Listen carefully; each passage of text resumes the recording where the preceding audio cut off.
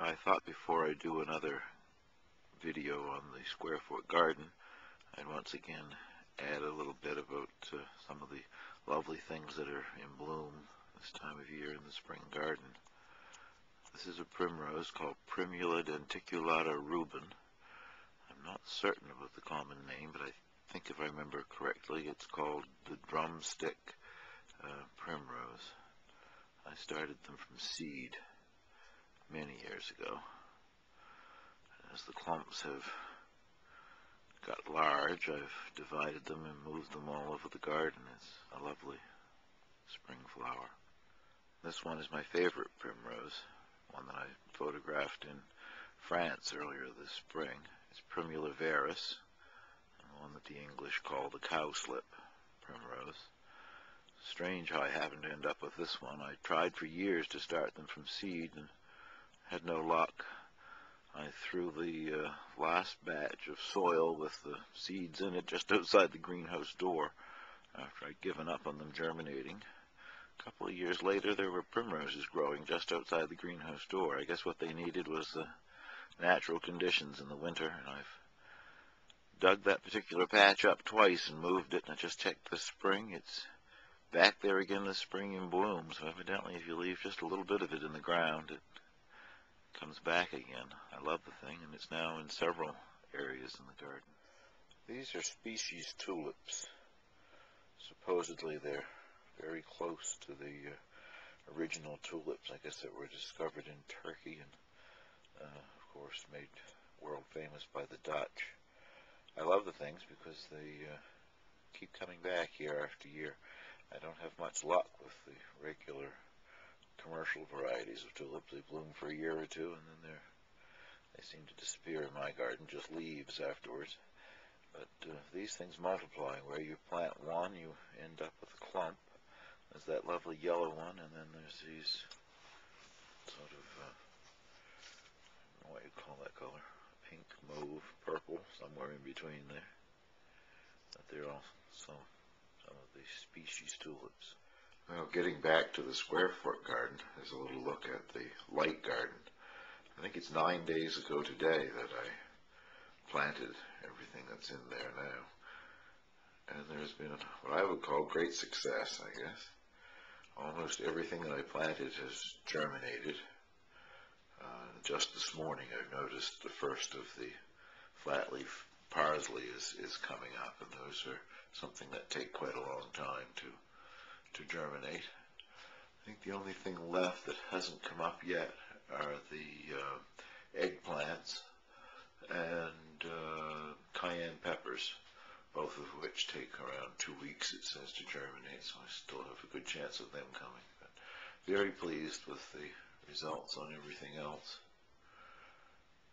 Up and growing. This morning I plan to go out to the garden and plant carrots and rutabagas, which we call turnips. Well, the first thing I did this morning was hook up the garden hose. At last I have enough hose to reach all the way out to the vegetable garden. I stopped at Costco on my way home a week ago and bought another 80-foot section of their top quality hose. I bought 2 sections of it last year. So now I have 240 feet of really good garden hose that's reaching all the way out to the garden here where I've got the square foot garden started. No more carrying large heavy pails and watering cans full of water. Earlier I said that I was also going to plant rutabagas. I checked the package instruction and discovered that they don't recommend planting them before the middle of June. I guess if I remember correctly, Gilmore Calder, a member of my family who was passed on, was an excellent gardener and always had a wonderful row of rutabagas. I can remember him telling me that it's not good to plant them early. I just thought because they were such a frost-hardy crop that they could be planted early, but evidently they need warm soil to germinate. So today I'll just be planting the carrots. I have this large plastic garbage can, which has never been used for garbage. I've always used it for various things in the garden. I like to keep it full of water It's dark green with a black cover, and the sun warms the water up in it very nicely. I find it better to use that when watering the garden than water straight out of a garden hose, which is cold and cools down the soil and tends to inhibit growth. So I'm filling it up today. I top it up every time I take some out of it, but the next time I come out and water, I'll have at least warm water to put on the flowers, on the vegetables rather. Well, I'm preparing the carrot beds the same way that I do the other ones. I'm working in a liberal amount of seafood compost before I do any planting.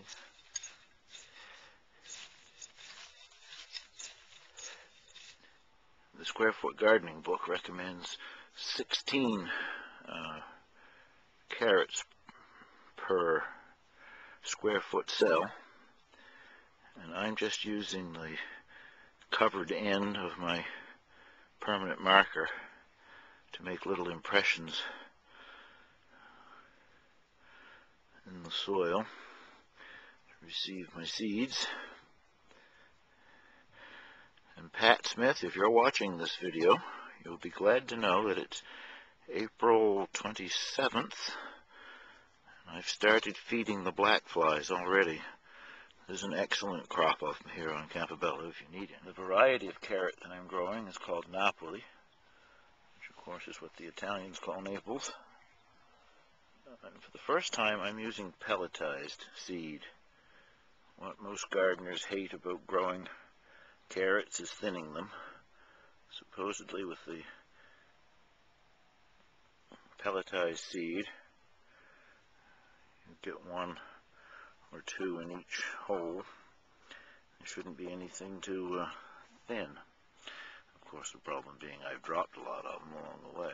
Well, that's 1 carrot seed in every one of the 64 prepared holes, and now I'm going to cover them very lightly. The book recommends using perlite or something. I'm using just a little bit of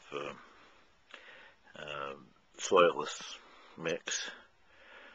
Same mix that I use to start seedlings in the house.